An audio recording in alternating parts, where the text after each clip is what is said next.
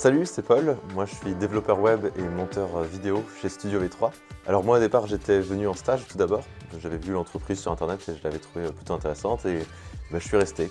En tant que monteur vidéo et aussi pour faire des vidéos, moi, ça, c'est mon outil de travail, c'est la caméra, évidemment. On va beaucoup en tournage parce qu'on fait des formats très différents. On fait du format pour les réseaux sociaux qui va être très rapide avec des interviews très courtes. On fait des reportages un peu plus poussés où on va rentrer un peu plus dans le sujet.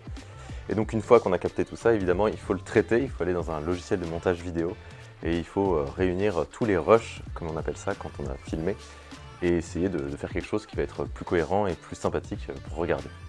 En 2023, c'est presque 100 interviews qu'on a réalisées, plus de 300 cafés bu pour survivre à toutes ces heures de montage. Et voilà, ce qui est super passionnant, c'est toutes les rencontres qu'on fait dans plein de domaines différents, sur plein de sujets différents aussi.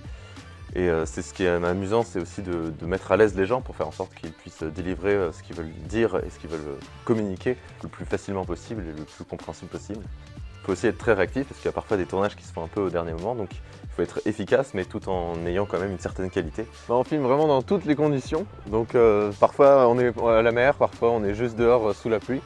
Et ça peut être en Mayenne, ça peut être à Paris, ça peut être en Vendée, c'est un peu partout, donc c'est vrai que c'est assez sympa. Je suis très content de fêter les 20 ans du Studio V3 avec toute l'équipe, d'autant que moi sur la partie vidéo, c'est un peu la continuité de toute l'évolution de la communication dans l'entreprise, donc ça me fait plaisir de participer sur cette étape-là. Et puis dans 20 ans, qui sait, peut-être qu'on ira filmer dans l'espace.